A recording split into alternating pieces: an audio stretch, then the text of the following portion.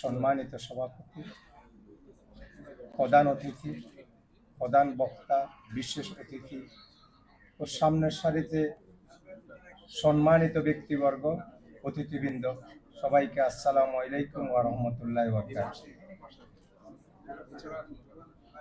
আমি একজন প্রবাসী। আজকে আমাকে এখানে সম্মাননা দেওয়ার জন্য আমন্ত্রণ করেছে।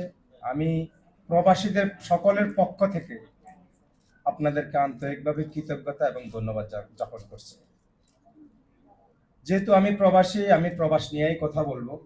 আপনারা সবাই তো গুণীজন এখানে আছেন, আপনারা অনেক সুন্দর সুন্দর কথা বলতেছেন। একই কথা যদি আমিও বলি তাইলে তার হলো না।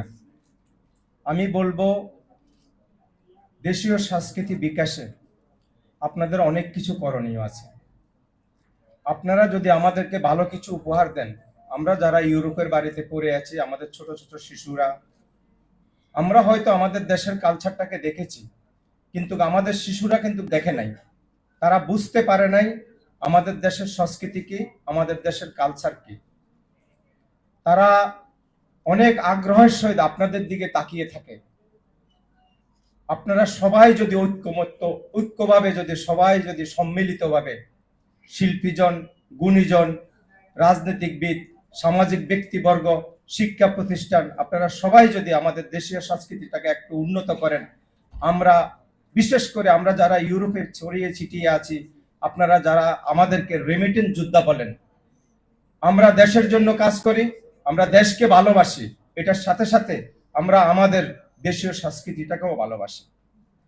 আপনাদের কাছে বিনীতভাবে অনুরোধ থাকবে, আপনারা অন্য দেশকে নকল না করে আমাদের দেশের সংস্কৃতিটাকে একটু আরো উন্নত করার চেষ্টা করবেন, যাতে করে আমরা আমাদের সহপরিবারে বসে আমাদের সন্তানদেরকে নিয়ে আমাদের দেশের কালচার, আমাদের কৃষ্টি কালচারকে আমরা তুলে ধরতে পারি।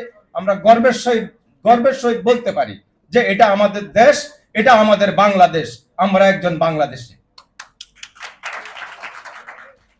আমি আপনাদের মূল্যবান সময় নষ্ট করব না। আমাদের অনেক গুণীজন এখানে আছেন মঞ্চে, আমি বেশি কিছু বলবো না।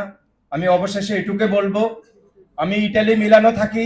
আপনারা গুণীজনেরা যখন এই ইটালিতে বেড়াইতে আসবেন, মিলানোতে আমাদেরকে নক করবেন, আমরা আপনাদের সেবায় নিয়োজিত থাকবো। এই বলে আজকের বক্তব্য এখানে শেষ করছি। সবাইকে ধন্যবাদ। আসসালামু আলাইকুম রহমতুল্লাহি ওয়া বারাকাতুহু।